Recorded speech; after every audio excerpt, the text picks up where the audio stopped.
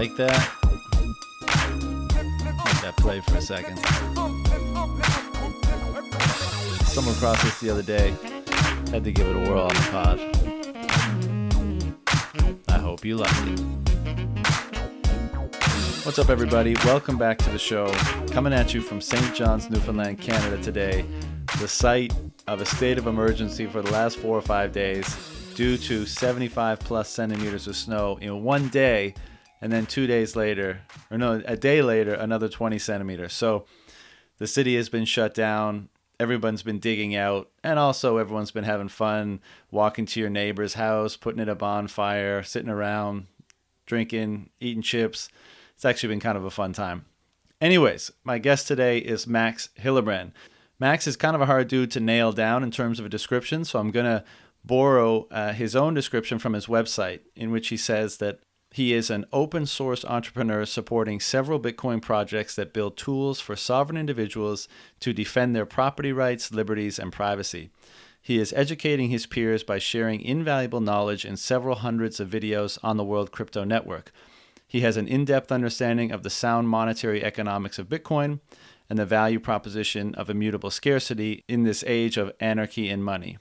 For my part, I had come across Max's work on the World Crypto Network and then kind of got a deeper look into who he was and his involvement in Bitcoin through the Crypto Economy and Citizen Bitcoin podcasts hosted by Guy and Brady, respectively. And after listening to those shows, I just had to speak with Max. I was blown away at his depth and breadth of knowledge, the way he articulated, his understanding of Bitcoin, how closely he was following developments and not being a coder or developer himself, his ability to articulate the implications of new developments in Bitcoin coming through, Taproot as an example. And perhaps more than anything, I was just blown away at how the quality of Bitcoiner that Max was. Maybe that's the wrong way to put it, but he just seemed to really embody the principles, the ethos, take full advantage of the sovereignty and the liberty and the privacy and all the other things that Bitcoin offers. He seemed to be taking advantage of them to the max, pun intended. And so for that reason, I just thought I really want to talk to this guy. This conversation, as usual, there's no particular direction. We just hopped on a call and let the conversation flow wherever we wanted to take it. If you want to hear more from Max or you want to learn more about Max, his website is towardsliberty.com. And of course, you can find him on YouTube, on the World Crypto Network, as well as on Twitter, of course. Anyways, that's it. Enjoy. Let's do it. All right, here we are. Max, thanks for taking the time to speak with me today. Oh, for sure. Anytime. I'm sorry for messing up that yesterday. There was a very spontaneous long trip travel coming in. But well, good that we meet now. Yeah. I heard you recently, both on Brady's Citizen Bitcoin and on Guy's podcast, and I'm a big fan of those two guys. And after hearing the one with you, I just thought I got to talk to this guy. I'm sure we'd have a fun conversation. So that's why I reached out to you. Yeah, no. I'm looking forward to it. I listened into some of your episodes, and I really like the style. So I'm looking forward to it. Awesome. Thanks, man. I appreciate it. I wanted to ask you, there's no particular direction for this conversation. We're just having a chat. So if you have anything that's particularly on your mind or want to go somewhere, by all means, take us there. But before we get going, I wanted to just get, if you're comfortable with it, some background on you, like, where you are and kind of, how you got into this, but more importantly, like why and when it became so kind of all-encompassing and important for you. Mm-hmm. For sure, yes. Already now you're recording already, right? Yeah. Okay, great. So my background is in Austrian economics, and that was something that I discovered long before I fell down the Bitcoin rabbit hole. Trying to understand human action and know how we can set our goals and what can we do to achieve them, and ultimately the consequences of our actions. So that was something that has always fascinated me, and then especially with the study of Austrian economics, and then really digging down into praxeology, that helped me clarify a lot of things in my mind and just reason about things that I found interesting. And that was something that, again, I discovered long before Bitcoin. And then when falling down the Bitcoin rabbit hole, I could draw from that experience and build upon that knowledge that I've came to understand on why money is important and how it should function, to then see just a beautiful system of Bitcoin. Right? That is just such a stellar application of Austrian theory. But that's mainly my background. So economics, entrepreneurship, that area. Right. And so when you say background, do you mean you formally studied economics in school and you worked in that capacity? Well, I started picking up my first economics books when I was like 9 or 10 years old. Back then was like Keynesian nonsense that I didn't really understand. I thought to myself, either I'm too stupid to understand economics, or the subject that these Keynesians are teaching is just wrong, quite frankly. And then a couple of years later, I discovered Austrian economics and read Mises and Hayek. Then also went down on this more academic side. So like my high school diploma in economics focused, and then a bachelor's degree in economics and banking. So both having the, let's say, official paperwork that I studied economics, though by far the most that I've come to understand in economics was based on teachings that I got for free in cyberspace, especially just by going through the archives of Mises.org and finding the great books and lectures, especially, for example, Mary Rothbard. Yeah, for sure. I mean, I think our generation in particular, it's a very common trait between all of us that we have our formal education and then we have our YouTube, blog, podcast, etc. education that we've accumulated over the years. And that, certainly more relevant than probably what we learned in school. Oh, yeah, for sure, right? Because ultimately it's a question of how do we come to learn anything, right? And I'm a big fan of explaining this process. Right? So you first accumulate knowledge, other sources, and that can be. Okay, so we're back from some technical difficulties. Max, why don't you hit me with that again? Yeah. So the question was, right, the difference between studying in university and studying in cyberspace. And then I would say that based on the trivium of how we actually come to learn and to grow. The first part is to accumulate knowledge, right? To take external information and to study, basically, right? And this is what used to be done in universities, right? You go to the library there and you speak to the professors, and they give you knowledge. Right? But of course, in cyberspace, we can do this very tailor-made, right? If anyone at any time has ever uploaded a specific piece of knowledge to cyberspace, to the internet, then you can download this information and accumulate it, right? So this first part of what universities used to do is done much better in cyberspace, right? Just because it's better search algorithms and more experts sharing the knowledge. The second part of studying is to actually understand what you have accumulated, right? So to go through all the knowledge that you have and to see which is true and which is false. And that is something that is based on internal logic and reasoning. So there is no professor that can force you to understand anything, right? Or that can make you really grasp a topic. What a teacher, of course, and a good teacher can do is to share this knowledge specifically in a way that you might be able to understand it more fluently, more easily. But still, the actual understanding itself comes from within. Right? So again, here universities don't really have much to offer other than having skilled teachers who package the information nicely. But again, the understanding is internal. And I would say that if you are, for example, in the comfort of your home while studying in cyberspace, you're probably more likely to actually understand something, especially when you're willing to learn it and when you're willing to accumulate this. And ultimately, the third step here is wisdom, which is applying what you've come to understood. Right? So taking the knowledge, understanding that, and then deciding whether it is true or false, and aligning your actions based on what is true and what is right, and discarding those actions that are false and wrong. And here again, there is no external third party that can help you here, neither university nor cyberspace. This is some human action that is intrinsic to your ever being. So here, these are just the one step that university used to be really, really good at, which was curating knowledge, just the external information and sharing it. This is just much better done in cyberspace, with better, larger libraries and better search engines.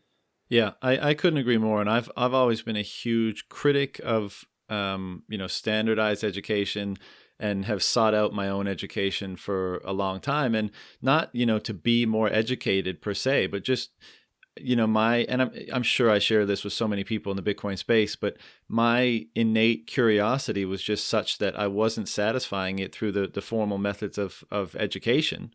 And I had to seek them out on my own. And I think probably, a big part of the issue with the education system today, I'm not sure if I said education or communication before, but the education system today is, you're told to kind of ignore your curiosity in favor of regurgitating, subject matter that other people have deemed relevant and important to you. And so I think what the mistake is, or the thing that people should try to do, especially in the context of formal education, is try to align people with their curiosity. And then you unlock a huge amount of energy for your own exploration and your own education. It doesn't need to be driven by somebody else or whipped into shape. If you can align someone with their own curiosity, and then provide them the tools and the support and some guidance necessary to to be most efficient in their acquiring of knowledge, and then applying it later, then that's what a real education system in my mind looks like. But we're far away from that as it stands today. Oh, absolutely. You're very right here, right? And it's a question of scalability. If you have in meet space, a place where students and teachers gather, like in a university, there are simply, not enough teachers and too many students, and you somehow have to align this and build a strategy around it. And of course, this is then where centralized curriculums arise, right? That every student has to learn this and this and this, so that there's at least a baseline where we can then structure, a lecture and the classroom build on top of that. And it might work decently to a certain extent, but as you say, right, if your heart is not in it, if you do not really want to understand something, then nobody can make you understand, right? And on the contrary, if we have a very decentralized approach, right, where anyone can become a teacher, and the students now have to seek the knowledge specifically, right, rather than having it served to you in a curriculum, then you are only looking for that which you're actually truly wanting to understand. Yeah. And that is quite a powerful approach. Yeah, totally agree. And so, Max, are you? I've heard you make reference to writing a thesis and things like that. Are you currently in school? Are you doing a postgrad or? So I finished my bachelor studies last year in 2019. It was. And there was a three-part kind of thesis, or well, there were three independent theses that altogether were part of the bachelor's program. So the first was on project finance with cryptocurrencies. The second one was on anarchy in money, on the ethical economics of Bitcoin, and the third one, and the final most largest piece, was what was the exact title? Non-simulated shared ownership of scarce Bitcoin with multi-signatures. So kind of like a treatise of all the many things I've learned. And how did your professor react to these pieces, these papers, these theses, and how, from where, what was their frame of reference for grading it? You know what I mean? Like, what was the response when you submitted this stuff, or even suggested that's what you wanted to do? Mm-hmm. Yes, I think quite jarring was the second piece here on anarchy and money, on the ethical economics of Bitcoin, because I wrote it under a economics professor whom was actually, to his credit, I think one of the best professors I had, because although the curriculum forced him to focus mainly on Keynesian nonsense, he was always very critical and analytical of the models and the axioms used in these models, and so we had quite nice debates also during lectures on the entire framework. So he knew that I had many flaws with the Keynesian approach, and that I'm much more in favor of the Austrian approach.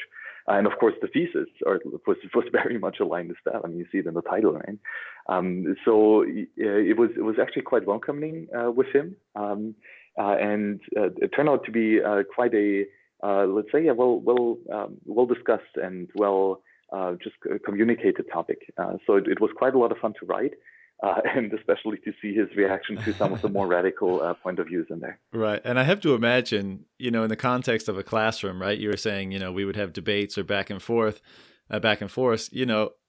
from his perspective, he's probably 99% of his students are probably just show up, sit down, take notes, write exams, pass the course, and that's it. And he's got someone like you who's very unusually well versed in, economics and history of money and all sorts of other, related topics to sit in the class. I mean, very enriching for the other students, but he must have thought you were a pretty unique student yourself, no? Well, yeah, that probably was the case, and also maybe a bit annoyed at some points when Sure. I really because the problem is, especially like when you go more into like the nuances of Keynesianism, it's a very advanced model that builds on many things, and within this model, within this framework, everything kind of makes sense. Right? Though my problems always were not with the nuances of the model, but with the axioms of the model, right? So that, for example, you just assume that humans have utility points, right? And they try to optimize this. It is just like logically completely horrendous and not based in any reasoning. Though, of course, if you accept this to be true, you can build phenomenal complex models on top. And he wanted to discuss these very complex topics within this model framework, but I was challenging the framework in and of itself. Right. And so that was always kind of a point of tension of if we assume this is right, what can we build with it, rather than are these assumptions actually correct? And how did he grade your final papers? Oh, I don't remember the exact grades, but it was quite good.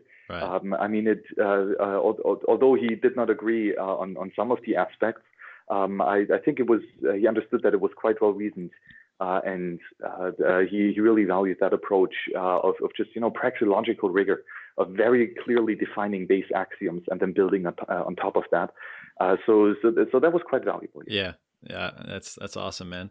And just a question: you said you've been kind of interested in this subject matter for since you were 10 years old or whatever. Should I assume that you're in your early to mid 20s?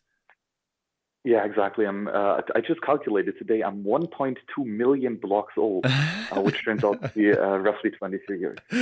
Right. So you got into this stuff a little bit before Bitcoin even existed, right? Yes. And I'm just wondering. I mean, and maybe you weren't deep enough into it at that early age, but if you were, having an interest in Austrian economics and seeing economics differently than the standard orthodoxy, how did you square the way what the orthodox was versus the things that you were learning? And prior to stumbling upon Bitcoin, what did you see as a potential solution or way out of this? Because I am in a similar case. I wasn't. I've just been into, money and economics and stuff for a very long time. And prior to Bitcoin, the only thing I could see that, could help or ameliorate this situation at all was gold, and all the gold bugs say, let's go back to a gold standard and this is how it's supposed to be and all the rest of it. But even though I thought that fundamentally that would be better than a fiat money system, I didn't see how reverting back to something like gold would fundamentally, change or improve the flaws that I saw in the existing system and their manifestations in society. So I'm just curious, how you were looking at solutions and their potential effectiveness prior to stumbling upon Bitcoin.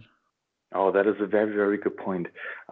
Because I was rather pessimistic back then and rather depressed because you see these immense malinvestments and overconsumptions on a huge global level, to unheard of levels with the crazy inflation of the last 100 years, and like what to do against that, right?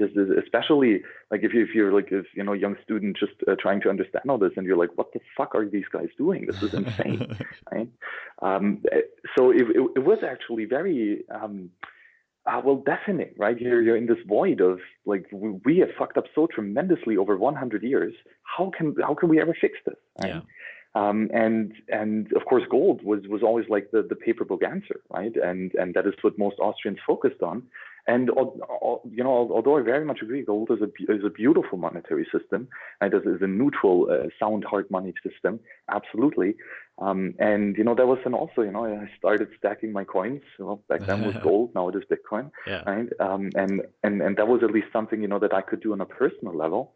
Though it was very much depressing in the sense that it was such a horrendous train wreck, and there was not really a clear option of fixing it, because even a gold monetary standard has many issues, right? Especially if you want to have a global monetary system, you somehow need to send gold from one part of the ocean to the other part of the ocean, right? So it's a very difficult thing to transfer gold, and thus you put it in a centralized vault, right? And thus you have a central point of failure where governments can confiscate your gold, like with Order 6102, or just theft and bank runs and fractional reserve banking and all this. So the only paper book options that classical Austrian economists proposed was, although quite beautiful in general, very difficult to implement properly. Mm-hmm. And as we've seen historically, there was always a centralization of gold holders because of these limitations of needs-based money, and that was then always the point of contention where everything started falling down. So that is something that Bitcoin really has just shown me tremendously, is to actually give back hope that we have a chance of fixing this. Yeah. Yeah, I totally agree. And it's funny, I'm 10 years older than you, but very similar situation, and just being very interested and curious about these things, but looking out on the world and saying, damn, like there's some, big problems out there, and I just don't see how, it can be turned around. And even if we, I think the Austrians and sound money people, gold was the only best option available. So of course they, that's what they rallied behind. But the fact is that, we're here where we are now as a result of gold previously having been the monetary standard in various points throughout history. And all it took was the swipe of a pen to undo it. And, but again, it's like out of desperation. I mean, you pick the best option, and I, so I think gold wasn't sufficient for me to say, even if it was implemented again, that even though, like you stack your gold coins, that kind of stuff, I didn't see it as having the kind of revolutionary transformative impact that I wanted to see for the world because of my perception of the severity of the problems. And then Bitcoin comes along, and it's like, a rising sun on the horizon, the beautiful orange coin coming up, and we all have different ways to get there, and I certainly missed the significance on the first few passes. How did you first come across it, and what in particular was it about Bitcoin that caused you to realize that this was, quote unquote, the thing you had been looking for? Yeah, I think it's always the same story here. You hear Bitcoin several times, and friends tell about it. Maybe you read an article or two, but you kind of ignore it, right? And that was the same with me, which is quite odd, right? Because both you're primed. Yeah, exactly, right. And it's like it's exactly the subject we're interested in. So why didn't we look into it in more detail earlier? But well, of course, sooner or later you just repeatedly hear it again.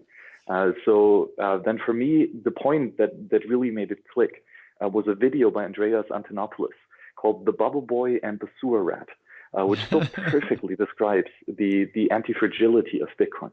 That because it is a decentralized system that is actually a sewer rat, right? That lives and breathes and eats shit in the canals all day long, right? It's just a dirty, filthy rat. But because of that, it gets so strong. It's not just robust against these external shocks. It actually thrives in such a situation, right? That the more stuff you throw against it, the more stronger it becomes, right? And this point of view that Bitcoin is in a way a defensive tool that you can use, and that the more dire the situation gets, the stronger the defensive tool becomes. And this was really just what kind of switched my mind, that Bitcoin is a weapon of defense, right? It's a way to protect your property rights, and it does so on many different levels. And of course, first and foremost, of course, the 21 million, right? So there's no way to increase the money supply what's something that you have not defined on your full node. Right? I defined on my full node 21 million. So there's nobody, no third party that can change my consensus on my full node. And thus, there is no indirect theft of my property rights via inflation or increase of the money supply. Right? And then, of course, the second way of defending your property is against direct theft. Right? Even if you stack your gold coins, someone comes and breaks into your house, gives a $5 ranch attack, and takes your gold coins, then that's quite a big problem. And we see that over and over and over again. Probably most recently, like Cuba, the crisis where people were fleeing the island, and at the airport they had to give all the gold coins to the police. Right? There's just many occurrences like these. And of course, with a private key, defense becomes of your individual coins becomes much more easy, right? Because now you only have to defend information rather than physical goods, which of course has different trade-offs, but in general, I would say it's cheaper to defend your property rights this way. Yeah. And was there a particular eureka moment? You touched Bitcoin a few times. Was there a moment where all this kind of coalesced and sank in, and you saw the light, as it were, or was it just a steady progression over time? Well, I think like the one point that kind of kicked me down the rabbit hole for good was that video by Andreas. Right. And then ever since then, it's been basically, it either like countless small mind blows every single day, or you could just see it as one gigantic mind blowing event ever since then.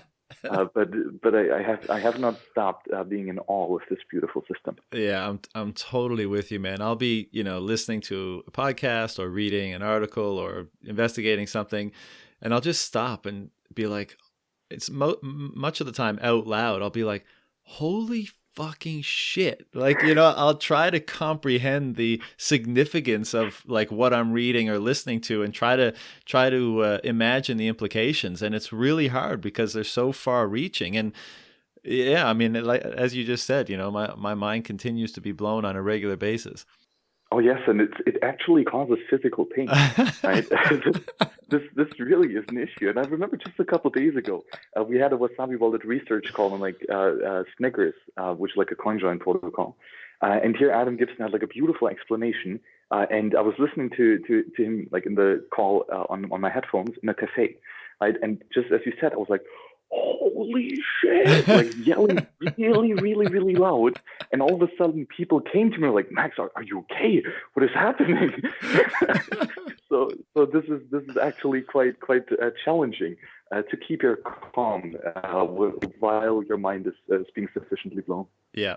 And so Max, you came out of school, finished up school last year. Do you work full time in Bitcoin, or do you have a non-Bitcoin related job? I think I heard you say that you're totally compensated and operate in the Bitcoin economy. You don't have a credit card, and you don't, you use Bitrefill for purchasing stuff and things like that. So do you exclusively work in Bitcoin, or do you have something unrelated that you support yourself with?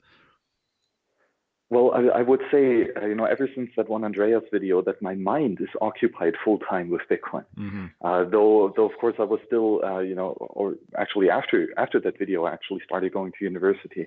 So for me, university was always more just like as a kind of official front, to appear to, the first realm of status quo. But my mind and heart was definitely always full in Bitcoin. And then especially after the UASF. And No2X, that just proved so much to me. That is where when I started to sell all my fiat bags. So ever since then, I at least have the vast majority of my holdings in Bitcoin and of course gold. And then also, started to more and more contribute to free and open source projects in this space. And that has increased tremendously even while I was in university, right? Though then, since I think October or so, like September 2019, that university stuff is done. And ever since then, I am full-time Bitcoin. And I've also quit my bank account. So I earn Bitcoin, I hold Bitcoin, and I spend Bitcoin. And I have completely opted out of the fiat realm and the fiat mindset. Yeah. That's awesome, man. I've been traveling for, over the last decade, living in various places. And I remember coming home one Christmas time and I got a Visa debit card, right? I've never been into credit cards because the whole premise didn't sit well with me.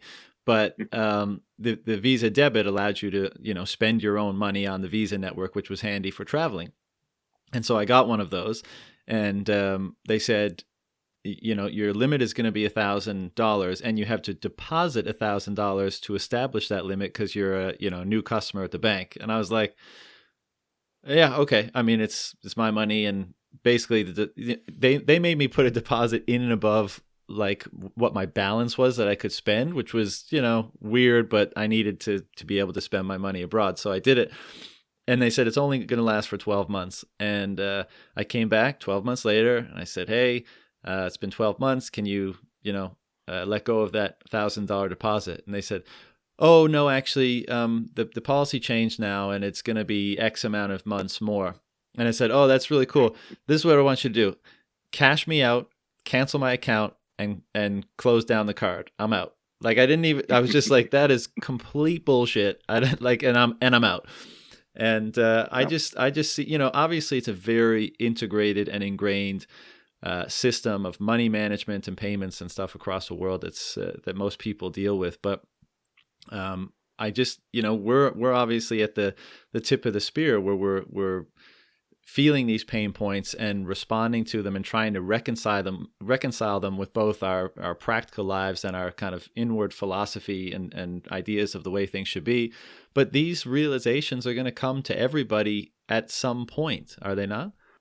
Oh yes, for sure, right? And again, that means like you and me are a bit radical and on the forefront here, but in general, we just feel these problems very clearly, but others have these problems as well, right? And so as you say that, even with a debit card, right? I mean, it's your money. Still, it's not a credit card, right? It is a debit card.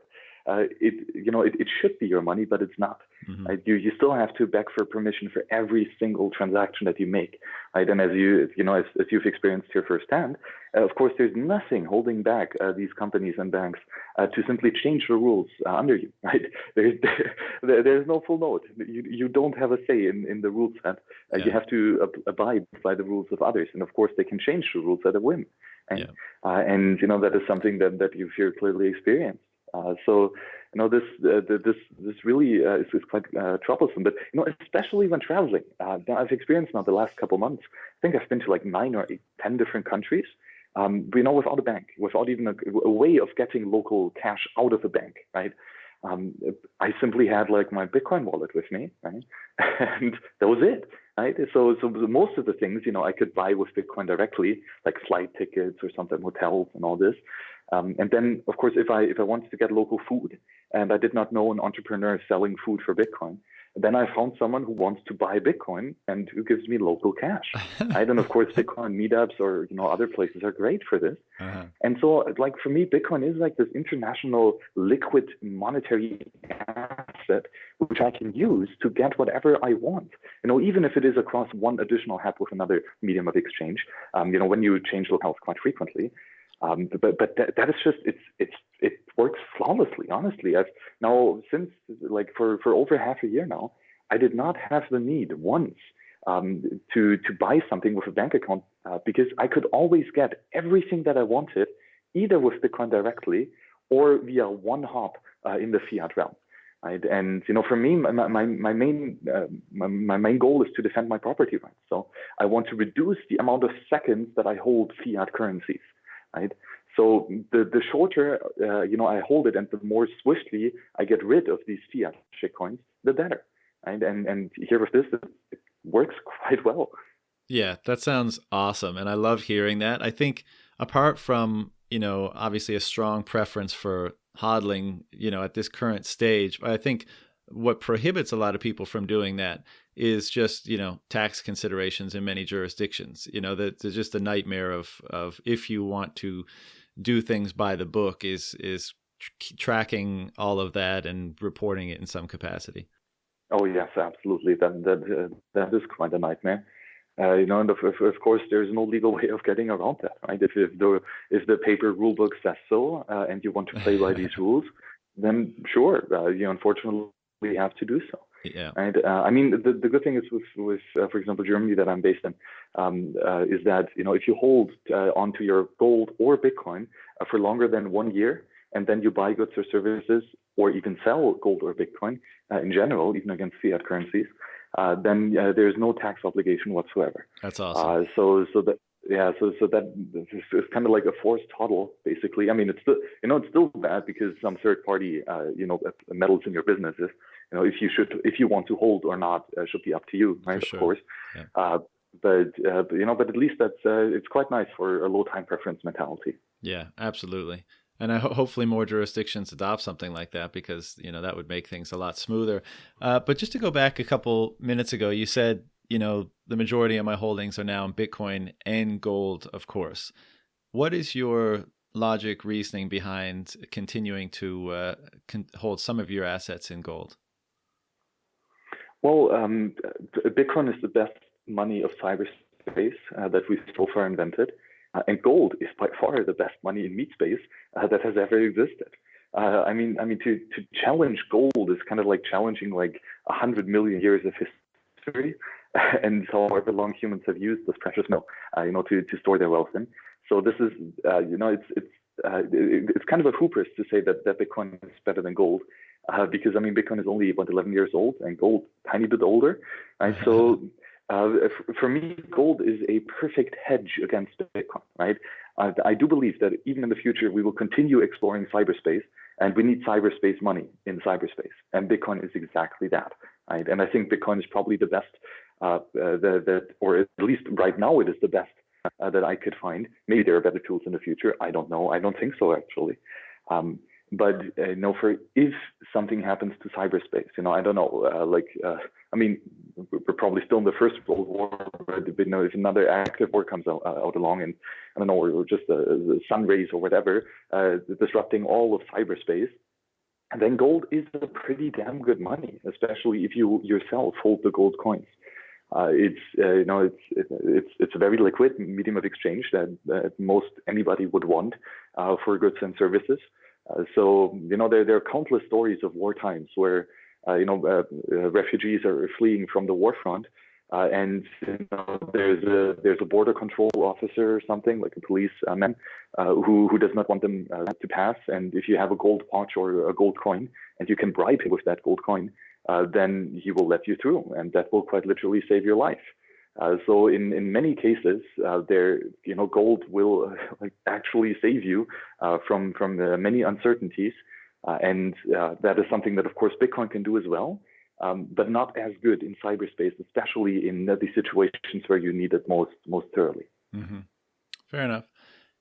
And just on that point, also, and nobody has a crystal ball. I get that, and we're all trying to improve things. But in the context of some of the examples that you just provided, in wartime, people, bribe officials with gold watches or coins or whatever.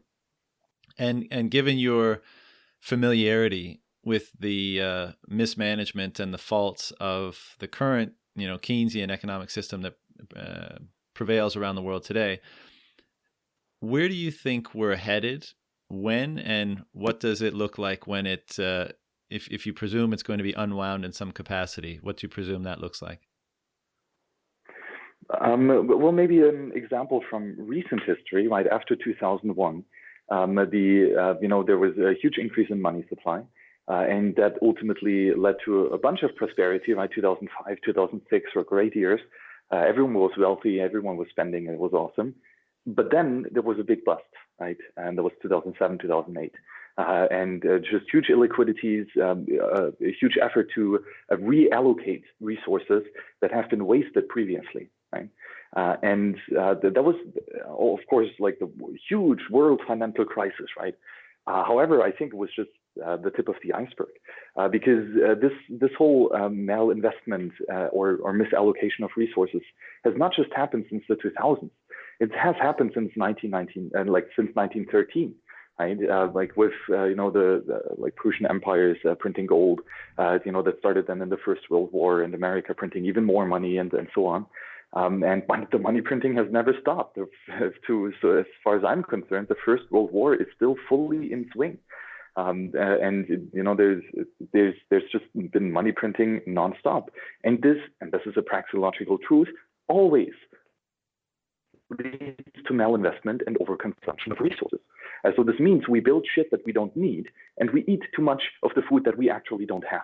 Right? And that is a very, very dangerous supposition. Right?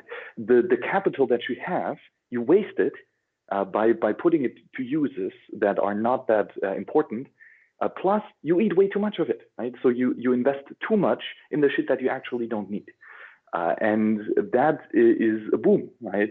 That everyone is spending, everyone is happy, and I think that's kind of what the last 100 years has been. And though inevitably, with every boom, there comes a bust, and the bust is actually the good thing, right? Then we realize that we have consumed too much and that we have invested in wrong things, right? And then we take this malinvested capital and we put it to better use, to something that is actually useful, that actually solves pressing problems. Right, so the bust is this realignment of the production stages throughout the global economy, and that is very, very much needed, right? And the sooner, the better. However, this reallocation process is brutal.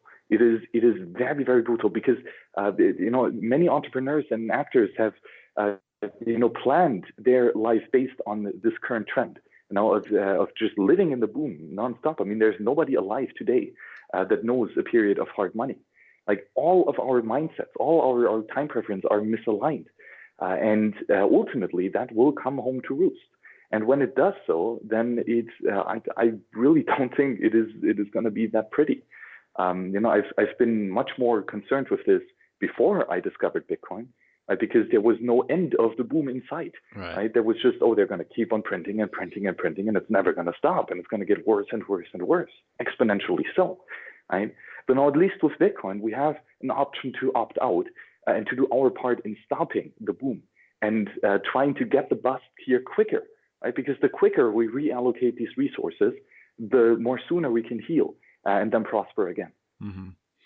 Yeah, I share that sentiment, and like I said, nobody has a crystal ball, but it's just when you look at it all, I'm so grateful that Bitcoin is that car alongside the train that people can jump on before it heads off the cliff, but it still seems as though a lot of people are going to still be on the train, and it's just the chaos that might ensue is terrifying, really.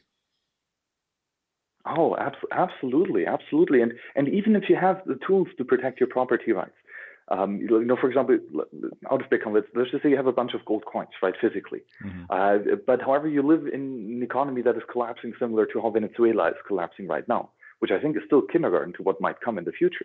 Mm-hmm. There is no food. there is no grain. There is no wheat. There is no steak. There is no food, period.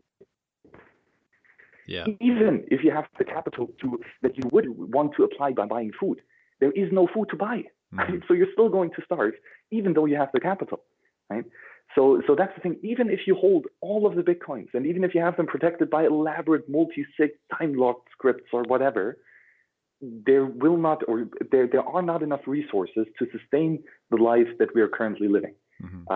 And when that comes home to roost, regardless of how well prepared you are, it's going to be brutal. Yeah.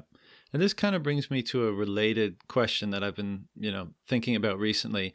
And, so on the one hand, you could say that, issuing, tremendous amounts of debt is in a way bringing forward the future, right? Before it's time. You're stealing value and time from the future in a way with debt. And then on the other hand, we talk a lot about how, the government control of money and inflation and the inefficiencies that are generated or imposed on an economy by such an enormous state apparatus, the inefficiencies of capital allocation and just, the inefficiencies inherent in not allowing supply and demand to operate freely. How much of a suppressive effect has that had on, the economy and our society and culture? And so my question, which I'd just like to hear your thoughts on, is, right now, the way the world is today, are we like more advanced? Is our quality of life better than it should be as a result of bringing forward that value from the future? Or is it far, less than it should be because of the suppressive effect of the state and the state control of money and the soft money system that's prevailed over the last 100 years, let's say? Do you know what I mean? Yes, yes, very good question. And this goes kind of aligned with what Friedrich Bastiat is saying with the seen and the unseen, right? A classical example with this would be, for example, the efforts of space travel and the moon landing in 1960s, right? Yeah, That was a tremendous allocation of resources, right? That cost unbelievable amounts of man hours, of know-how, of resources to build the spacecraft, and then all the stuff that was destroyed, in just failed attempts and all this, and ultimately, yes. We did discover space travel, and yes, we apparently landed people on the moon too, right? Though the question is, what else could we have done with these resources? Right? Yes, it seems that we're prosperous, right? All of a sudden we have like satellites in space, great. But what else could we have done? Right? I don't know. For example, if we would have used that capital and build electric drones, for example, that covered within our atmosphere, could we not have discovered much more efficient ways of flying around this planet? Right?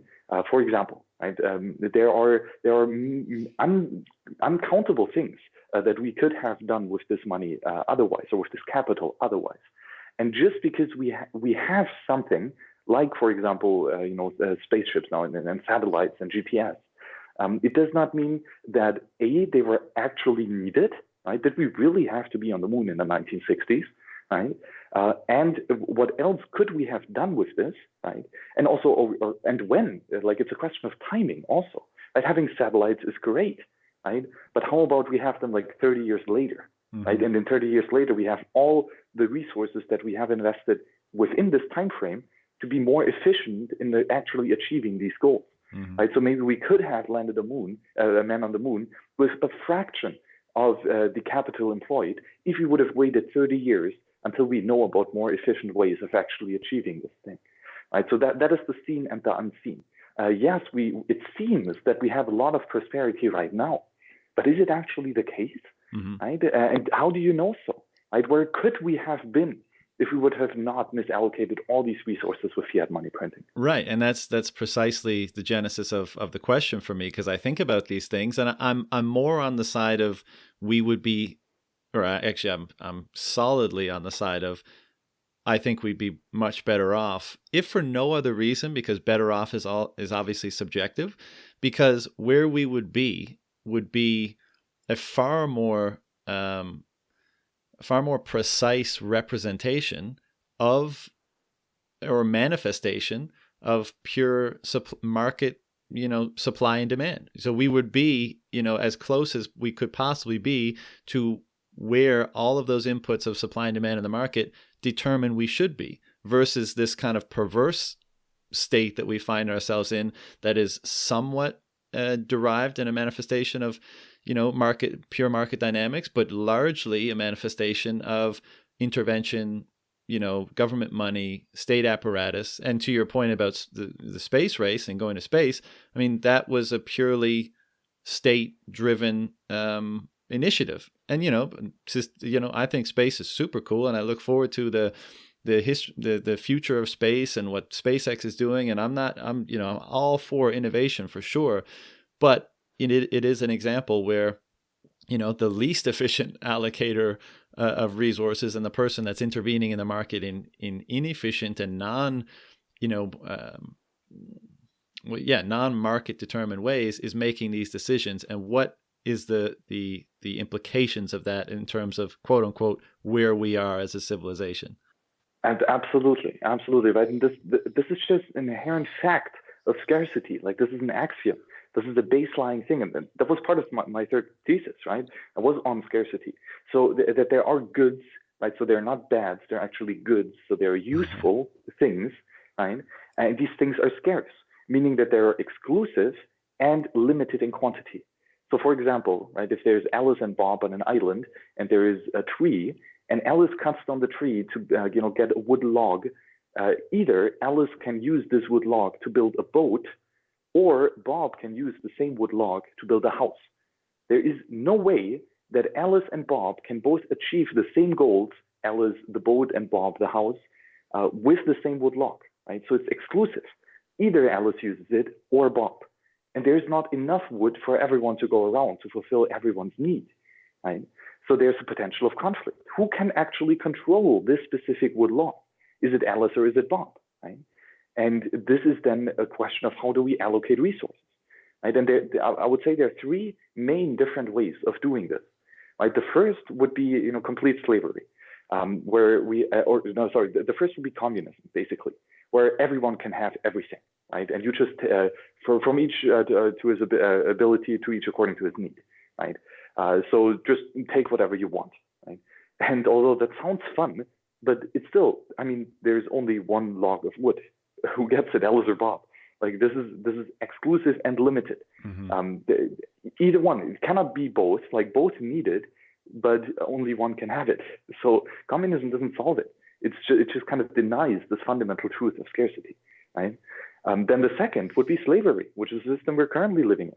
We have a ruling class, right, the bureaucrats, and this ruling class can decide what to do, and they can force others to live by these rules that they have made up, right? So, for example, Charlie comes to the island and dictates that Alice will build the tree, right? So this is or can have the tree. This would be slavery, right? We have the master class dictating how to allocate resources. I know that is the state, that is any type of democracy or monarchy. It doesn't really matter. As soon as there is coercion involved, right? And then the third option, which I personally think is the only reasonable, is one of freedom, where Alice and Bob, have their own property and they can use their own property exactly to their own liking, right? And so the question is, how do you get that property? And here it is either by homesteading, right? On the lonely island, Alice cuts down the tree. So Alice, intermingled her labor and her work with this tree. Thus it is hers, and she can do with it whatever she wants. Or by voluntarily exchanging. So after Alice has cut down this log of wood, then she can exchange it with Bob, or like with some other good of Bob, but only if Alice consensually agrees to it, right? And this is then I would say the only way of reasonably allocating scarce resources is by letting everyone do with his own stuff what he wants to do, right? And everyone individually has the ultimate choice of where to allocate his own property and resources. Mm-hmm. Yeah, in the climate, the political climate that we find ourselves in today, it's maddening for many reasons. But and this is something that I articulate pretty frequently, lately. But it's just that, how is it that we have somehow come to a way of behaving, a way of thinking about things that is other than prioritizing or optimizing for freedom? Like I feel like that's a very difficult thing to argue with. Like should we not be designing things to optimize for freedom? Because if we're not doing that, then we're optimizing, or we're building things for oppression on a range, of course, on a spectrum of degree. But if our political systems, if our systems of governance or whatever they may be are not optimizing for freedom, then what the hell are we optimizing for? And I think what's so interesting about Bitcoin is Bitcoin seems to me to be the key to allow, to really allow that for the first time, because any other previous optimization, let's call it, for freedom, fell into a variety of different traps that made it unsustainable ultimately. But Bitcoin seems to be the thing that, of course, nothing is a foregone conclusion, but it provides the potential for us to actually optimize for freedom. And it's such a paradigm, shifting perspective that it instills once you begin to understand it, that obviously for most people around the world today, the implications of it and the potential, usefulness of it is not apparent. And we're going down, this continued road of saying, for all the problems that we see and for the inequality and all that kind of stuff, that the solution is the very thing that caused it in the first place, is the waste inherent in not allowing supply and demand to operate freely, and in bestowing the responsibility or the power bestowing that job of allocating resources on an ever growing government that represents, or group of people that represents, a huge imbalance of power and a greater inefficiency in the market and in the relationships between what you were just describing as, supply and demand. And the greater that inefficiency becomes, the more inequality we're going to get. And until we realize that we need to, really spin that thinking on its head and go in the reverse direction, it's difficult to see how things improve. Absolutely. And I think one cutting edge example of exactly what you've just described is what we see currently with the climate change debate, right? So obviously, the planet is pretty fucked up. There's a lot of waste flying around all the places. So there's no question that there is a problem, right? Now, I would personally say that the problem is based on having 100 years of fiat printing and 100 years of malinvestment and overconsumption. That turns out to be pretty wasteful, including for the environment, right? Mm-hmm. Though, however, there are, these global warming hooligans, basically, who then propose fascism, right? Who say you're not allowed to drive a diesel car, and if you drive a diesel car, I will arrest you and I will shoot you, and I will take your property. Well, that is fascism. That is ecological fascism. Yes, there is a problem, but the solution to the problem is not more coercion and not more fascism. The solution is to actually allocate resources more adequately. Right? So, for example, if you would start going out and banning all the diesel cars, then this means all the capital that we've already built, that is already existing, that is already functional, we now start wasting this capital of actually destroying a car that is still very functional, right, and can still go from A to B, that is more destruction, right? But destruction is wasteful. That is actually bad for the environment. Right? We have to build a new car, right, to actually fulfill the same thing. So we have to employ again all the labor, all the know-how and the knowledge, all the physical resources to build a new car, just so that the fascists can have their right in saying that the old bad diesel cars are gone, right? But this is exactly it, right? It's a question of how do we allocate these resources, and even though we have fucked up, how do we use the resources at our disposal right now, even those that come from malinvestment and overconsumption? But how do we use these resources now to actually allocate them efficiently? And the solution is not to force people to throw away perfectly functioning tools. Yeah, I agree. And I think it's one of the issues, inherent in this problem is just that people lack the faith to trust, free people acting freely. They need more certainty. They need to be patted on the head and the back more. They need to know that somebody's going to take care of it, even though, I think it doesn't take that much education or information to see the fault in that way of thinking. The faith or the trust or whatever you want to call it that needs to be put in things operating freely versus having some authority figure, some central power figure, whatever, make you feel comfortable and say, we'll take care of this is, obviously much more appealing. And I think one of the problems with that is the larger that apparatus is, the more that someone external to us takes responsibility from us, I think it just trains, because we have inherent demand. And, you could ask me, like, John, do you care about the environment? And I would say, yeah, tremendously. I want to preserve the environment. I want it to be as clean and healthy as it can possibly be.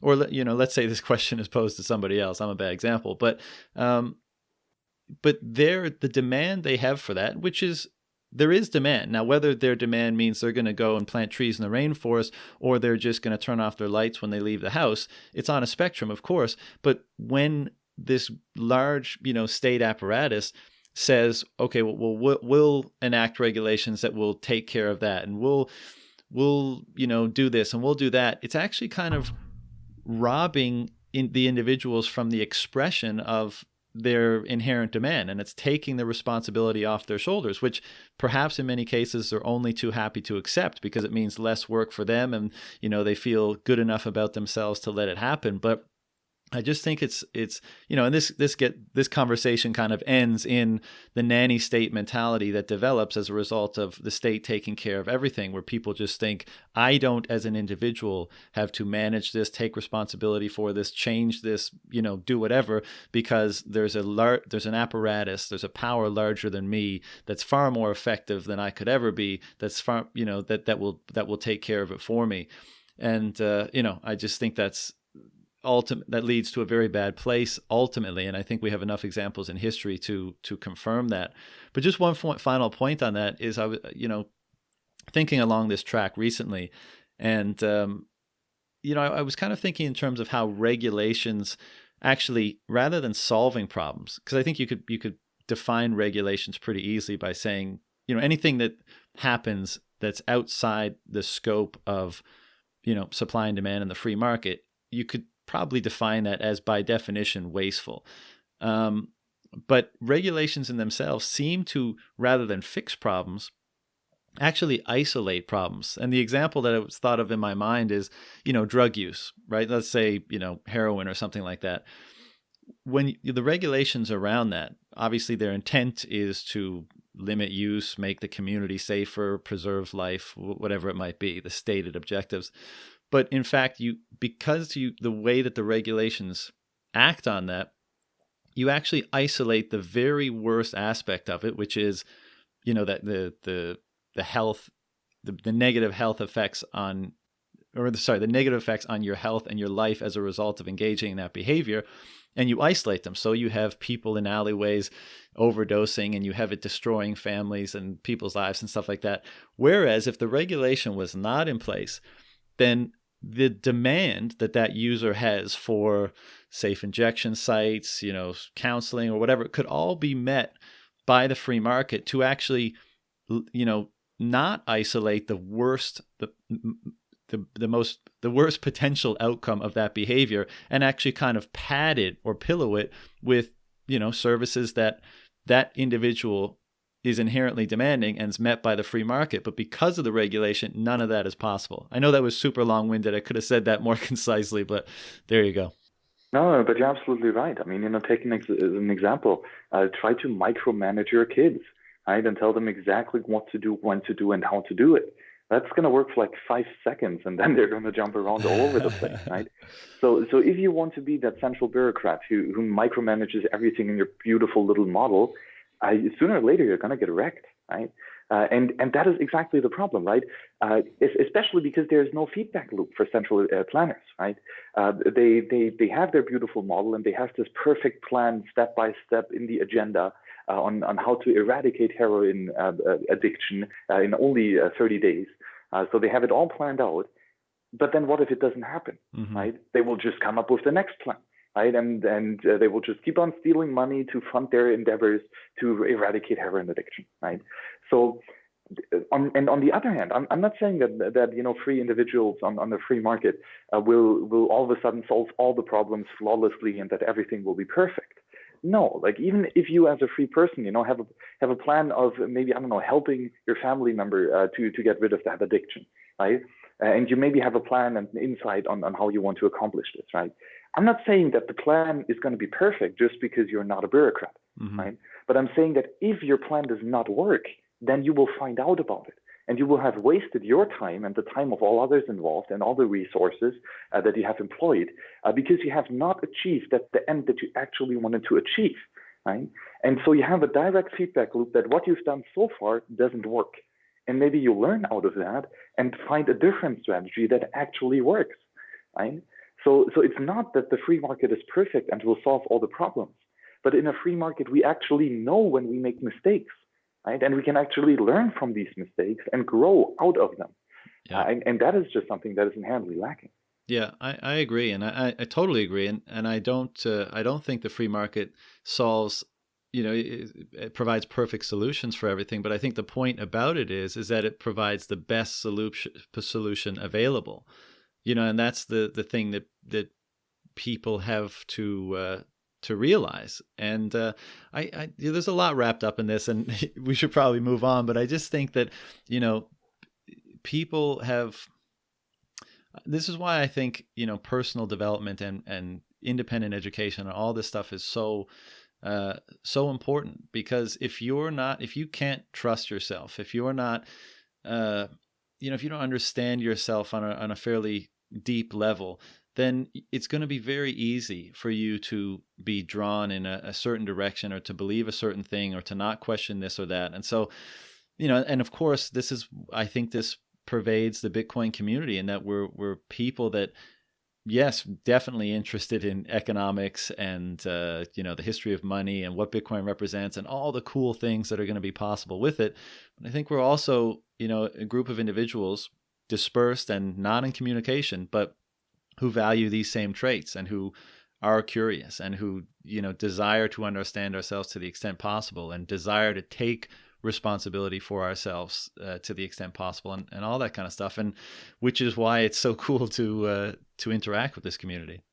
Oh yes, absolutely. Right, and I'm still trying to figure out why exactly this is so appealing to this particular type of individual. Because in general, I would say that most individuals like most people are not even individuals, right? They don't even care about their individual sovereignty and freedom. Right. They are all right with the status quo, and they will just move along with the herd. And I really do believe that this inherent drive for for sovereignty, for freedom, and for making your own path is kept for not that many people in society. And they're like, for example, there were like 3% of the American population actually took part in the War of Independence, right? So it wasn't really everyone. Even though here again, like, we have the settlements like wagering out to a completely new continent, and taking on huge uncertainty risks just to make it on their own, right? So they were already probably the more radical, liberty-minded folk. Yeah. But still, even there, only a fraction of that already selected group were actually active to defending their property and their liberty. And I think we might see something again here rather similar. That Bitcoin, all the people, in the world that actually use modern technologies in general, right, is already a fraction. Right, it's like your grandma is probably not included, right? Let alone some of in other countries or wherever. But then out of all these already tech-savvy individuals, still only a fraction of them actually care about their property and their sovereignty that much that they will wager on a tremendous cost, of time invested, of opportunity cost, and all this to actually learn how to use this technology properly to defend their property rights. Yeah. Right. So it's that's also why I'm not that kind of intrigued on quote unquote mass adoption or hyper Bitcoinization, because I really do think that there are not too many who really value this utmost, who are willing to sacrifice tremendous levels of comfort and convenience just to gain their liberty. Yeah, that's a really good point. And along that line, using you as an example, so obviously you feel the way you do about all this stuff, but you've chosen to be out in the public with it. You create content, you educate. I've, seen you speak at various, meetups and conferences and talks and stuff like that. What was it for you that, inspired you, motivated you, compelled you to not, sit tight as an anon and just, be private and stack your sats and do all this? What was it in your mind that compelled you to express your interest in this, and you stress the potential positive implications and all that? That was definitely something that I very much contemplated. Before publicly attributing my name and my identity to all this. And I think first and foremost, it was a thrive to actually learn. And I've experienced now through many steps that by teaching, I learn best. So if I actually really need to understand a subject thoroughly, then I should strive to teach it, and that will give me the motivation to actually learn and grow, and also to get the feedback. Right? If you teach something and the student doesn't understand it, this means that you as a teacher didn't understand it either, right? Because you could not adequately convey that knowledge itself.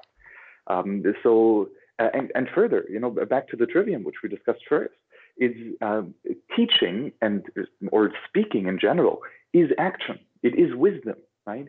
If you speak truth, you are a wise person, and thus by speaking and applying what you know to be truthful, it starts this virtual cycle of you spreading the knowledge, gaining feedback from others, which is again internal or external input, right? That you can use to further understand and grow, to then again teach this stuff, right? So for me, I've just come to understand that teaching is a great way for me personally to grow, and further, this is kind of like moral duty, basically. Like if you see the train rolling down the cliff, are you just going to stand there silently and twirl your thumbs and see what happens, right? And maybe jump off the board yourself? Well, I mean, sure, you can do that, but it just doesn't sit right with me. Mm-hmm. So for me, if I have the knowledge of how to use tools that I can use to defend myself and others can use to defend themselves, then me sharing this knowledge, again, non-scarce knowledge. This is not knowledge that is mine that I have to defend. It's knowledge that has the potential to be shared freely and openly. And if I do so, I reduce the knowledge differential. Like, for example, I know a lot about economics and economics of Bitcoin, right? So if I share some of that with, for example, the audience listening to the podcast, I'm not giving up the knowledge, right? I'm not all of a sudden dumber and have sacrificed that. Rather, I've reduced this knowledge differential, which means that my peers now are more skillful, they are more knowledgeable. And thus, also this means that my peers now can help me, right? And they can teach something that I don't know. Or they can produce a service now based on the tools that I've told them, right? And they can be productive in the division of labor, right? So if I want to have a fruitful Bitcoin economy, then there should be more peers that are more knowledgeable about all these tools and strategies, because then I can ask them to produce goods and services for me in the agora of the marketplace. Yeah. Right. So these were basically the main reasons to learn myself and to grow the community. To have a better variety of division of labor in the second realm of Bitcoin. Yeah, I really like that, and my own approach has been something similar, and my approach to knowledge in general has always been, like I want to speak about the things that I'm interested in. Of course, because I get some satisfaction out of articulating my own thoughts and clarifying them, taking them from my head to, my mouth or to the word on the page or something like that. But more importantly, as you said, is, you learn when you explore, and part of exploring is articulating. And, I would never classify anything I've ever done as quote unquote teach, but obviously if you're saying something that other people are interested in hearing and not yet knowledgeable about, I guess it falls into that category to some degree. But is like I think you have to be you have to be very open to just being flat out wrong, right? You articulate yourself the way you're seeing something, and part of the reason I do it is so that like people can hit me up, whether this is in a recorded conversation or just a private, local conversation, and challenge and correct. And then, I'm way better off for it. It's one of you need to put yourself out there so you can get, so that you can refine your ideas. Otherwise, I think they stay fairly preserved in their current state in your head a lot of the time. Exactly, right, and that is what I mean with getting new external input, right? So because you speak, you manifest a reaction in others, right? And you can learn from this reaction, because this is maybe they agree with you, right? Then you have a positive, feedback loop. Okay, what I said might be actually true, so this helps you in your understanding.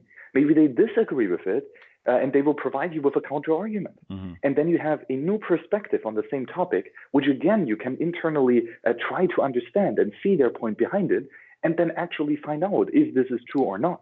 Like maybe you were right in the first place, or you were wrong and they're actually on the right side of things. Yeah. Right. Or it's something in between. Yeah. Right. But you will only find that out if you actually open yourself up and if you actually share this knowledge so that others can react on what you think that you know. Right, and what you think that you understand, where you think that the truth actually lies, but there's never this absolute subjective truth, right? And getting someone else's opinion will in most cases actually provide you with a more thorough understanding and a more holistic picture of the topic. Yeah, and having seen some of your stuff, I think you do a great job. It looks like you enjoy doing it, in particular, speaking up in front of a group of people and articulating your thoughts and answering questions and stuff. It's a huge, because you're so knowledgeable about so much of what's going on in the space. I think it's a really, positive contribution that you're making. But I wanted to ask you, at this stage in your life, obviously recently came out of school, you're on fire with this Bitcoin thing. Do you have an ambition as to where you want this to go, like for you, or are you more, because I know you're involved in, helping a variety of projects like Wasabi and potentially more, but is your approach now just be involved, engage, speak that truth that you were just referring to, and let it take you where it does? Or do you have, clearly defined ambitions for kind of what you want to be and do in this emerging economy or this space? That is a very good question, and I think this has shifted in me internally quite frequently. And though what I think is like a general overarching strategy here is to scratch my own itch. Right? For example, back when I still had a fiat bank account and still fiat shitcoins, I needed a way to offload them. Right? And so I was looking for tools available, and I found BISQ, the decentralized self-hosted Bitcoin exchange. And so I used this personally, right? And then I found, this is a beautiful tool. However, there's some like minor things with it that I don't like. This could be better. This I don't really understand, and so on. This is not explained anywhere else. And so I did it, right? I proposed the feature request, was like, please, this would be better if it's done like this, or here's a bug, please fix it, or okay, let me write that part of the documentation because nobody else has explained it yet. And all these things I started to contribute because I needed it, right? Or then same with something like, how do you store your private keys, right? So I found the tool like the Cold Card, which is just beautiful from the architecture type. And I see, okay, this is nice, but the buttons are horrible. Please fix the buttons. It would be nice to have an address explorer or any other like feature request that I had. Or again, like documentation, like nobody explained how to use it, so let me explain it because I somehow figured it out. Or then, now with Wasabi Wallet, I need to have a way to hold my wealth privately, because privacy is a great tool to defend your property rights. And if nobody knows that you have something, then they cannot steal it. So here, privacy is a very important tool, and so I want to have my privacy, right? But the privacy of CoinJoin is based on the network effect, right? The more people are part of the CoinJoin, the higher your anonymity set. So if I want to have higher privacy for myself, I better explain others how to use Wasabi Wallet so that they start mixing their coins, so that the privacy of my coins increases too, right? So this is kind of like the golden thread throughout all the many projects I've contributed to, is that I personally was a #1 power user. And because I really, really, really needed that specific tool at that specific point in time, I was willing to sacrifice my time and my energy in order to build this project even further. And so far, just looking back on the last couple of years of contributions, this is a phenomenal way of allocating your own time and resources quite properly. Okay. So if I'm hearing you correctly, is the answer more just, engage and use these solutions of sovereignty, let's call them, these things in the Bitcoin space, use them, test them, contribute to them by providing feedback and seeing where that goes? Would that characterize it properly? Yes, precisely. And I call them Bitcoin weapons because they are weapons of defense, to claim your property and to make sure that nobody else can steal them. And of course, that's a very general thing because there are many tools available, right? And I will hopefully continue to, work on different tools for different points of use, and for different use cases. But in general, yes, I really like building tools of defense in any different shapes and forms. And so far, this is something that I would estimate that I will be doing in the future. But again, my individual valuations might change on a whim tomorrow. Sure. Right. So I also want to keep open here and not nail myself down to just this one specific thing. But in general, be there where I want to allocate my time and my energy to. Yeah. And Max, this is the last question before we break into the rapid fire portion, if you're okay with that. But wanted to ask you just what's Max excited about the most these days? We talk about having these, mind-blowing moments frequently. What is it that, gives you the shivers, makes you jump out of bed, causes the most of those sort of, mind-expanding moments? What are you most excited about, and why are you excited about it? Oh, there's so many good options to provide here as an answer. Lightning Network, coin joins, or other privacy techniques. But I think in general, something that goes across all of these different aspects is a soft fork consensus upgrade to Bitcoin, which is called Taproot, which implements Schnorr signatures as well as Merkleized abstract syntax trees to have much more private, much more beautiful scripts in Bitcoin. This is a tremendous project that has now been in work since early 2016, once it was first described on the Bitcoin Dev mailing list, and that has since gone through rigorous peer review on a conceptual level. And now pretty much the BIP being finalized, hopefully very soon, and officially proposed to the mailing list again as a BIP, hopefully. We could get this tool into the Bitcoin protocol rather swiftly, which of course is always the thing with Bitcoin. And this will allow just so many things. I'm really lost for words on how or what we can actually do just by having this new signature type algorithm. We can talk here about coin swaps, which is great for privacy, or advances to the Lightning Network. Or just more efficiency in general, more private multi-signatures. So there's so much in the Taproot proposal that even after years of studying it, I still am blown away by just the breadth of and the scope of this one single update. Yeah, and I'll refer any listeners who want to hear you expand more on Taproot to go to Guy and Brady's The Crypto Economy and Citizen Bitcoin podcast, because you did obviously break into it in a little bit more detail on those pods. But I will ask you, for myself and everyone else listening, is, what's a great resource or great resources where we can learn more about Taproot? You just mentioned you've been studying it for a long time. Like, what are some of the best resources in your mind? There is, I would say, the original Bitcoin Dev mailing list by Gregory Maxwell, I think in February 2016, of Taproot was actually quite understandable, quite approachable. So I can recommend that. And a bit more recent and much more in depth is from the Bitcoin OpTech group, a workshop that they did, I think it was in New York. And they have provided a lot of video material as well as a workshop with actual code.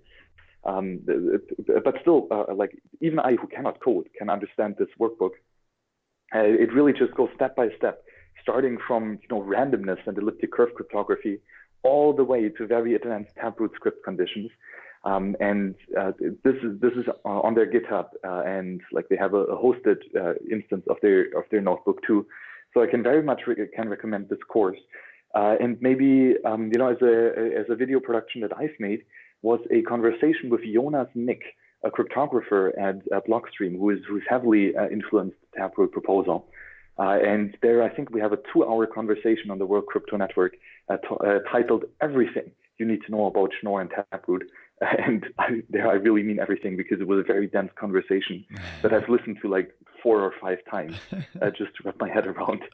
Because Jonas really is quite a bright mind, and he could explain it quite thoroughly. That's basically it. But again, just to highlight, the Bitcoin OpTech group Taproot workshop on GitHub is phenomenal. Okay, awesome. Max, do you have a little more time for some rapid fire questions? Oh, for sure. All right, perfect. So the thing with these is you can answer as long as short as you like. The first section is you can answer with longer or they're longer questions rather, and then the last part is just a quick word association. So the Great. first one is, what is money? That's of course it's one of these questions that you can tackle in different ways. Money is a technology to remove uneasiness throughout the future. It's a tool to defend your property rights, so that you do not have to spend everything today, but you can choose to spend some of your wealth tomorrow. If you had to explain Bitcoin to a 10-year-old, what would you say? It's magic internet money. How will you know if Bitcoin has failed? If I no longer can run a full node. What does Bitcoin succeeding look like to you? Nobody being able to steal my wealth, neither through inflation nor through direct theft, and nobody being able to force me to change my rules on how my monetary asset functions. You have one resource, a book, article, podcast, episode, website, to refer someone who is just coming to Bitcoin. Which is it? That's a very tricky one. If it really is only one, then I would say Man, Economy, and State with Power in Markets by Mary Rothbard, the greatest book ever written on economics and praxeology. What's one piece of advice you'd give to someone just entering the space? Don't trust, verify. What movie or song is most related to Bitcoin in your opinion? Reservoir Dogs. Can Bitcoin be stopped? If so, what is Bitcoin's biggest vulnerability? If not, why not? Bitcoin has never started if you do not run your own full node. And if you're prohibited from running a full node, it has failed. What is something about Bitcoin you don't understand very well or would like to spend more time on? Definitely the code base. But I mean, that is very broadly. And even conceptually, I would say mining is the area that I'm least familiar with. When, if ever, do you think the first central bank will start adding Bitcoin to their reserves, and will they exist at all in 20 years? The market can stay rational longer than you can stay liquid. I would say central banks are here for a while longer. They probably already have Bitcoin, though. What have you learned about yourself, or how have you changed, if at all, as a result of learning about and interacting with Bitcoin? Oh God, that is ineffable to put in a quick answer. So much. One of the top ones. I'm speechless. One of the big ones.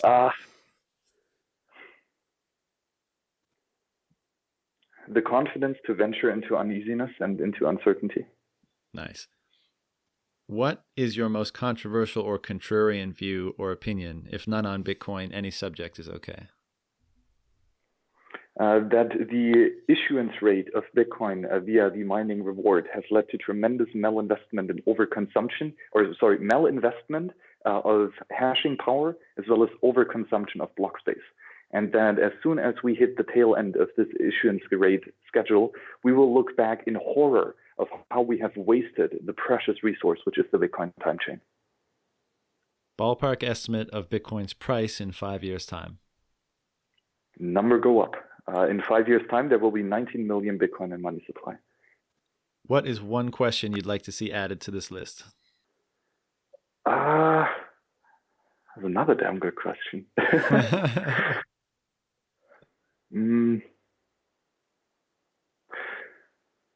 Who was one of the great teachers or mentors of yours in the Bitcoin space? Okay, last part. It's a word association, so I'm just going to say a word, and you tell me the first thing that comes to your mind. Yes. Democracy. Tyranny. The Lightning Network.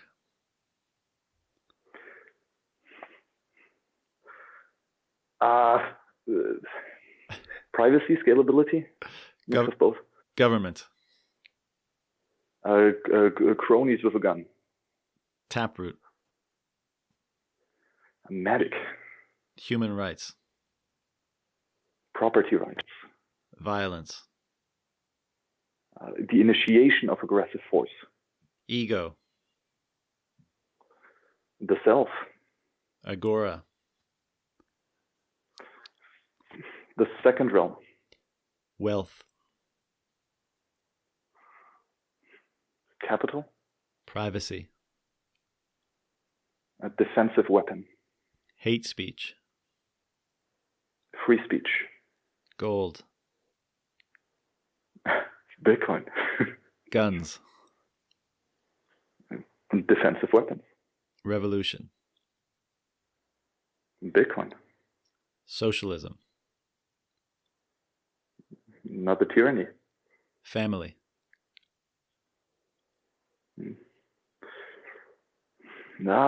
Prosperity. Inequality. One-sided enforcement of property rights. Hell. Democracy. Liberty.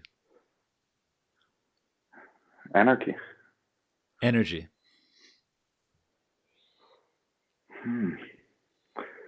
Proof of work. And Bitcoin. Magic internet money. Max, that's all I got for you, man. I really, really enjoyed this. I'm sure we could go on for several hours, and I suspect someday when we meet in Meat Space, we'll sit down over some coffee or some beer and extend this conversation for those several hours. But until then, I just want to thank you for taking the time to come on. Is there any place you wanted to direct the listeners to? Well, John, thank you very much for the invite. I'm glad we made that conversation happen. Really, you provided some great questions, and I really thoroughly enjoyed the conversation that you structured here. So thank you very much for the invite. And also thanks to the listeners, right, for tuning in and for accumulating this knowledge. Where can I send you to? Towardsliberty.com is my personal website with several resource links, both regarding Austrian economics, Bitcoin, and natural law, freedom philosophy. So if you would like to accumulate more knowledge in this regard, there are many links on this website, as well to the videos and podcasts that I've produced so far. Maybe specifically as an actionable insight, check out docs.wasabiwallet.io, which is a written tutorial in depth about how to use this very powerful privacy weapon to protect you and your loved ones with the sats, and so that nobody can steal them from you. Awesome. Well, look, man, I was super happy to be reintroduced to you recently on the other podcast. And then after looking into you a bit and consuming your content, just such admiration for, how you Bitcoin and the type of Bitcoiner you are. I just, really admire your approach and think you're doing an awesome job in everything that you're doing in the space. So just keep it up. Well, thank you very much, John. I really do appreciate it. And again, this goes out to you. Producing a podcast and sharing this knowledge is quite invaluable. So keep it up, continue decreasing the knowledge differential, and let's build a strong gathering of peers to, build our second realm in the agora of a division of labor and build something beautiful and delightful. Thank you very much. 100%, man. Appreciate it. Take care of yourself. Bye-bye, John. See ya.